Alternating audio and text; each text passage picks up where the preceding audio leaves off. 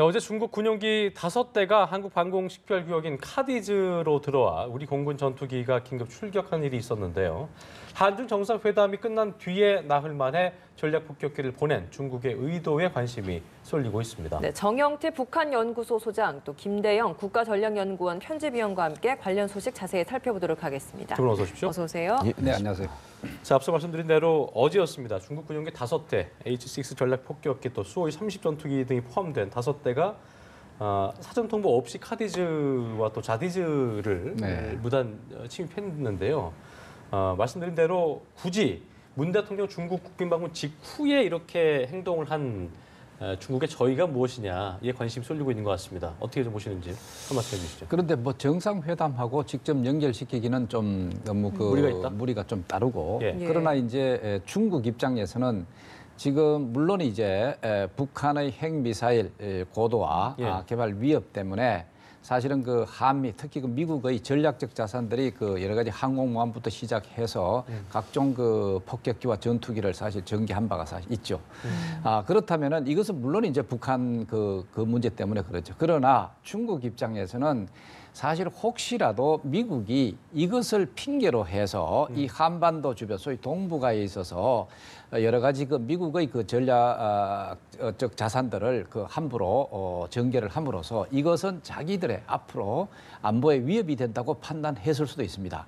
그렇다면은 이제 여기에 대해서 여러 가지 그 포석을 깔고 이것에 대응하는 어떤 차원에 있어서 시험 비행을 했다. 뭐 이렇게 볼 수도 있겠죠. 미국에 대해서 대응한 차원이었다. 일단은 그렇게 봐야 해석하시는 되겠죠. 거군요. 예. 네, 이렇게 무단 진입을 한 게 올 들어 2번째라고 들었거든요. 근데 이렇게 방공식별구역에 외국 항공기가 사전 허가 없이 들어오는 것 자체가 뭐 불가능한 거 아니겠습니까? 가능합니까? 어떻습니까? 그렇지는 않습니다. 그러니까 방공식별구역은 영공하고는 좀 다른 개념입니다. 그래요? 그러니까 항공기 같은 경우에는 속도가 빠르지 않습니까? 그렇죠. 그래서 일부러 이제 방공식별구역 설정해서 저게 무슨 비행기인지 확인하고 거기에 맞춰서 이제 대응을 하는 그런 시스템으로 돼 있는데 그렇기 때문에 영공과는 조금 다른 개념이고 그래서 뭐 우리가 여기서 괜히 우발적인 군사적인 행동을 할 필요는 없다고 보여집니다. 약간 교집합적인 구간이에요. 예, 그렇습니다. 그리고 이제 그 우리가 방공식별구역을 새로 선포하면서 어떻게 보면 이제 중국이 먼저 선포를 했고 그래서 겹치는 구역이 있는데 그게 사실 이제 어제 중국 그 비행기들이 날라왔던 그 구역이었고요. 특히 이제 중국과 러시아는 이 방공식별구역 자체를 인정을 안 하는 편입니다. 그래서 러시아도 우리 카디즈로 넘어왔을 때 당연히 그쪽도 연락을 안 하고요. 다만 이제 한국과 일본 사이에는 이 방공식별구역을 서로 이제 존중하는 그런 개념이 있기 때문에 서로 이제 뭐 들어갈 일이 있다 그러면은 연락을 주는 그런 개념으로 이제 되어 있습니다. 그러니까 사전 허가 없이 들어올 수는 원래는 있지만 보통 관례적으로 미리 사전 통보를 하거나 허가를 얻었다라고 저희가 좀 이해를 하면 되는 거겠습니까? 예, 그렇습니다. 근데 이제 이것이 중국과 러시아 같은 경우에는 우리나라나 뭐 일본의 방공식별구역 자체를 인정을 안 하고 또한 이제 방공식별구역 자체가 이 미국이 먼저 만든 거라 이 개념 자체를 이제 받아들이지 않는 그런 분위기. 그러니까 중국 측 이해에서는 이거를 중국과 한국이 왜 불쾌할 이유가 굳이 있을까라고 해석할 수도 있겠네요. 그렇죠? 지금 그 사실 그 중국적 그 입장에 있어서는 충분히 그렇게 할 수 있다. 그런데 이제 이 표현 자체를 우리가 국민들도 잘 알 필요가 있는 게 이게 방공 식별구역입니다. 이게 우리 영공하고 잘못해서 이게 이제 오판을 하고 또 우리 영공에 침입을 했다. 그래서 그러면은 우리가 상당히 그 중국 군대에 대해서 나름대로 우려를 표할 수밖에 없는 그런 상황인데 그러나 방공 식별구역에는 이제 방금 우리 그 김대영 위원이 잘 얘기를 해주셨는데 그러니까 이제 그 소위 여러 가지 항공기들이라든가 이런 그 미식별 항적이랄까 이런 것들 저기에 일단은 이거 우리가 구별을 해내고 그것을 통해서 여러 가지 그 조치를 취하는 그런 사실 구역이거든요. 그렇기 때문에 그렇다고 해가지고 여기에 우리가 일단 이러한 관례를 만들어 놓고 또 나름대로 국제적으로 알려놓고 있는 상황인데 이것을 무단적으로 우리한테 나름대로 뭐 양해라든가 어떤 그 허가라든가 이런 것을 구하지 않고 그 일방적으로 들락날락 했다는 것은 어떤 의미에서 좀 일방적인 판단이다. 나름대로 국가 간의 결례 충분히 그 얘기를 할 수가 있죠. 그럼 이게 국제법상으로는 전혀 문제가 되는 게 아니기 때문에 우리 합참에서 어떤 조치를 취할 수 있는 건 없다라고 봐야 되는 건가요? 다만 이제 우리도 같이 전투기를 띄워서 저게 어떤 항공기인지 이제 식별하고 그에 맞춰 만약에 영공 쪽으로 이제 접근하다 그러면 이제 퇴거시키는 예. 이런 활동들을 할 수 있는데요. 다만 이제 어제 비행에서 좀 우리가 주의 깊게 봐야 될 것이 예. 그동안 이제 카디즈를 넘어왔던 중국 폭격기 같은 경우에는 보통 다 이제 중국 해군 소속이었습니다. 근데 어제는 이례적으로 중국 공군의 이제 폭격기, 특히 이제 홍유-K라던가 그다음에 SU-30 같은 중국 공군의 전투기들이 대거 이제 남해를 통해서 동해까지 올라간 걸 보면은 아무래도 중국이 이러한 무력 시위를 통해서 자기네들이 그래서 동북아의 강자라는 그런 부분을 좀 이제 보여주기 위한 그런 일종의 무력 시위로 좀 생각이 됩니다. 여기에서 좀 예. 추가를 그대로 예. 또 한다면은 예. 연장선상에서 중국은 여기에 대해서 일상적 훈련이고 침범 의도는 없다 예. 하는 것을 또 밝혔고 그다음에 이게 연례 훈련이다. 특정 국가를 겨냥한 것은 아니다 이렇게 그렇게 얘기를 했거든요. 얘기를 했죠. 예. 그렇기 때문에 아까 제가 얘기한 것과 마찬가지로 이 동북아에 있어서 특히 그 북한의 핵미사일 개발이 제일 문제입니다. 이것이 모든 것을 이제 안보적 그 소위 그 불안정을 야기시킨다고 볼 수가 있는데 이것 때문에 미국의 전략 자산이 사실 이쪽에 그 계속 전개가 되고 예. 또 오히려 더 강화되는 그런 입장입니다. 자 그렇다면은 중국으로서도 또 여기에 대응한다는 어떤 나름대로의 그 논리를 갖고 있다고 볼 수가 있죠. 자 그렇기 때문에 이것을 이제 충분히 일상적 훈련이다, 또 자기들 연력 훈련이다 그 차원에서 실질적인 자기의 의도, 너희들이 지속적으로 이런 식으로 그 전략 자산이라든가 해서 직간접적으로 위협한다면 우리도 그에 대응할 수 있는 능력이 있다라든가 또 의도가 있다라고 하는 것을 시위했다 이래 볼 수가 있겠죠. 일각에서는 또 이런 해석도 있더라고요. 예. 한중 정상회담 이후에 사드 갈등 해소에 추가적 조치를 뭐 요구하기 위해서 무언의 이런 군사적 압박을 가한 것이다. 이런 해석도 있던데 이 점은 좀 어떻게 보십니까? 그건 이것하고 직접적으로 연결 안 될 것 같아요. 과도한 해석을 사드는 해보시는 사드, 과도한 해석을 할 수가 있는데 물론 이게 우리가 그런 식으로 또 연결을 하려면 또 할 수가 있겠지만 그러나 가능성 상당히 떨어진다고 볼 수가 있습니다. 아마 이것도 예. 훈련 같은 것도 뭐 제가 중국제에 두둔한 것이 아니라 예. 훈련 입장에서 사실 본다면 이건 아마 이미 계획돼 있는 훈련일 수도 사실 있다. 계획돼 있는 어떤 행태라고도 볼 수도 있다. 이래 볼 수가 그래요. 있죠. 어쨌든 청와대 측은 한중 그 정상회담 이후에 상당히 좀 사드 갈등도 그렇고 좀 뭔가 봉합됐다는 식으로 얘기를 했는데도 불구하고 이런 일이 있었기 때문에 어떤 그런 의혹이라든가요 그런 것들은 좀 생각해 볼 수 있는 부분인 것 같긴 한 것 같습니다. 자, 다음 얘기를 좀 해보죠. 도널드 트럼프 대통령이 저희가 리포트로도 보내드렸습니다만 새로운 국가적 안보 전략을 발표했는데 일단 뭐 보니까 68페이지 중에서 북한 얘기가 17번 이상 나왔고 우선적으로 북한의 핵 전력이 상당히 위협 요소다라고 꼽았더라고요. 어쨌든 비핵화를 우선시하겠다는 뭐 그 의도라고 봐야겠죠. 네, 그렇습니다. 특히 이제 그 트럼프 행정부 들어서 어떻게 보면 북미 간의 갈등이 예. 예전과는 다르게 굉장히 치열해졌고 특히 북한의 그런 핵과 미사일 능력이 이전과는 차원이 다르게 향상이 됐기 때문에 예. 특히 트럼프 행정부 입장에서는 특히 외교 사안에서 가장 1순위를 지금 차지하고 있다는 걸 이번에 또 보고서를 통해서 보여준 것 같고요. 그리고 또 한 가지는 과거와는 달리 이제 북한의 핵과 미사일이 미 본토를 직접 타격할 수 있는 그런 수준까지 올라왔기 때문에 미국민들이 받아들이는 그 북한에 대한 위협도 예전과는 완전히 달라졌다고 생각이 됩니다. 그렇기 때문에 그런 점들을 이번에 이런 보고서에 좀 충실하게 담은 것이 아닌가 생각이 됩니다. 네. 또 하나 좀 주목해서 봐야 될 것 같은 게 이번에 이제 렉스 틸러슨 미 국무장관이 지난주 북한의 급변 사태가 발생할 경우에 대해서 이야기를 했는데 여기에서 이제 미중 간의 급변 사태 대비했을 때 서로 미중 간의 논의가 이 부분에 대해서 있었다고 합니다. 이것도 굉장히 이례적이지 않나라는 생각이 드는데 어떻게 보십니까? 이것은 뭐 또 판단하기 나름인데요. 그 미국 측에서 이러한 것을 먼저 거론해가지고 그 다음에 중국이 여기에 대한 뭐 반응을 했다, 대답을 했다라든가 이런 차원을 논의했다로 예. 이래 표현을 했는 것이 아닌가 이런 생각이 됩니다. 사실 중국 입장에서는 북한의 급변 사태를 그 자체를 사실 인정하지 않습니다.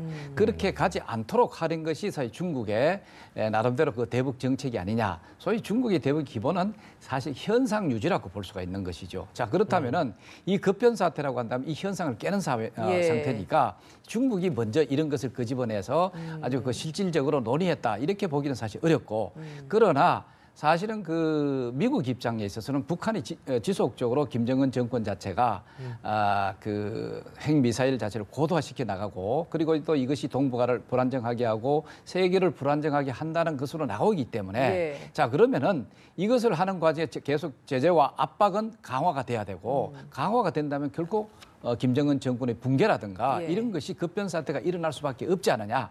자, 그렇게 했을 때 어떻게 할 것이냐 하는 것을 어느 정도 플랜이라든가 그 여러 가지 계획 같은 것을 나름대로 내놨을 가능성이 굉장히 있다 이래 볼 수가 있죠. 네.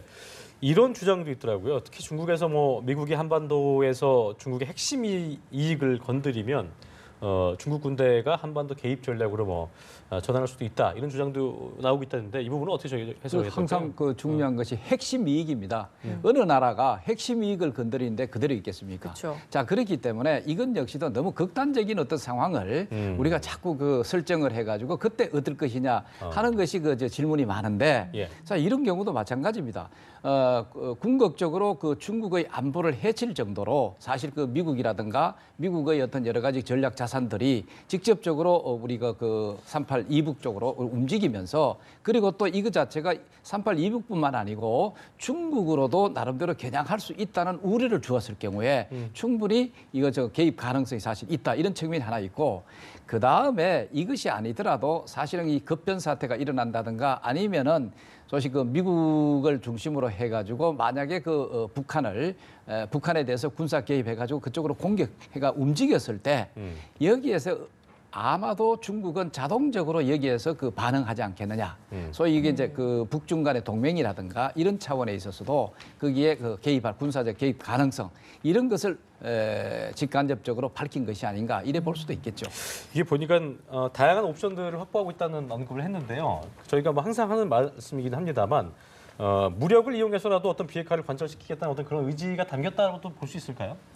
네, 그렇습니다. 특히 이제 중국이 가장 이제 우려하는 상황 중에 하나가 이러한 이제 급변 사태가 발생했을 때 예. 대량의 난민이 이제 동북 지역으로 이렇게 들어갔을 그렇죠. 경우에는 동북과 그리고 베이징은 그렇게 멀지가 않습니다, 사실. 예. 그렇기 때문에 그런 부분을 가장 이제 우려하고 있고 그런 부분도 사실 뭐 미국뿐만 아니라 뭐 우리나라에서도 잘 알려져 있는 상황 중에 하나인데 그렇기 때문에 만약 뭐 이것은 하나 이제 시나리오지만은 물론 이제 그런 상황이 발생되면은 중국군이 선제적으로 북한에 들어가서 그러한 난민이 동북 지역에 유입되는 것을 차단하기 위해서. 또 한 가지 이제 북한은 또 많은 수의 대량 살상 무기를 보유하고 있지 않습니까? 핵이라든가 예. 화학 무기 뭐 이런 것들을 가지고 있는데 이런 걸 또 빨리 점거하는 것도 하나의 목적이 될 수 있기 때문에 뭐 시나리오지만 여러 가지를 좀 검토하고 있는 것이 아닌가라고 생각이 듭니다. 그래요.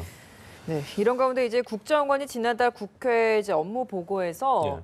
북한 인민군 총정치국에 대한 검열이 북한 내에서 일어섰다. 아직까지도 숙청과 이런 뭐 처벌이 계속되고 있다라는 보고가 들어왔다라는 이야기를 했는데 뭐 이런 숙청이 뭐 앞으로 계속 이어질 것이라 보시는지 뭐 핵무력이나 미사일 같은 것들은 점점 강화시키고 있지만 아직까지 내부의 체제는 좀 불안하다 이렇게 볼 수 있겠습니까? 어떻게 보십니까? 네, 그렇습니다. 특히 이제 김정은 집권 이후에 그 생각했던 것 이상으로 많은 숙청이 이루어졌고 또한 이 혁명화 교육도 많이 이루어지고 있는데요. 특히 이제 예. 황병서라든가 김원원 같은 경우에도 사실 그동안 실세로 알려졌던 그런 사람들인데 어떻게 보면은 무슨 이유인지 모르겠지만은 하여간 그동안에 이제 북한 정권들 보면 이렇게 해서 이인자들을 계속 쳐내고 다시 올려보내고 해서 어떻게 보면 경쟁을 시키면서 1인 독재 체제를 강화했던 그런 전례들이 많습니다. 예. 그렇기 때문에 이것도 아무래도 이제 김정은 집권을 공고하기 위한 일종의 이런 파워 게임이 아닌가 이렇게 싶습니다.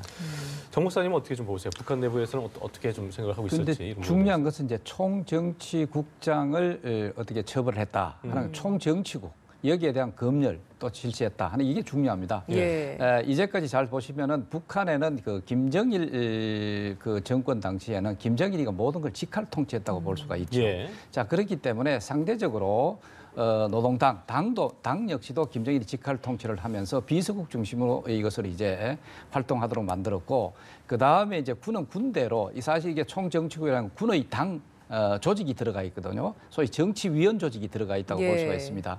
자, 그러면 정치위원 조직 이 자체가 상당히 무력화되어 왔었지 않았느냐.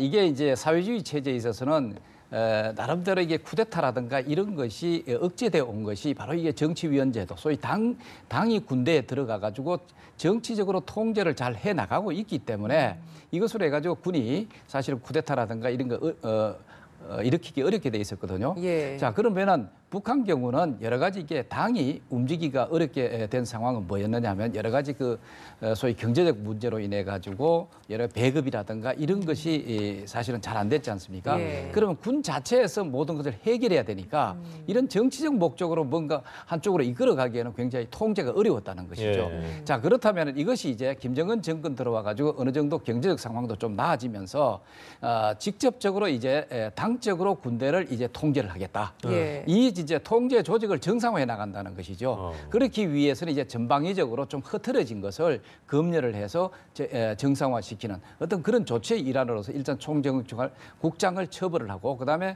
전반적인 이 그 검열 활동으로 들어간 것이 아닌가. 자, 이렇게 됨으로써 사회주의 체제의 정상화로 좀 돌아가고 있는 그러니까 그런 상황이라고 볼 수가 체제의 어떤 좀 더 있습니다. 공고화가 그렇죠. 이루어지고 있다고 보시는 그렇죠. 거죠? 전반적으로 지금 이렇습니다. 김정은 정권 들어와 가지고 3대 노선이 있습니다. 정책 노선이 있는데 그것이 이제 바로 자주 노선입니다. 그렇죠. 그다음 두 번째 성군 노선입니다. 세 번째가 사회주의 노선입니다.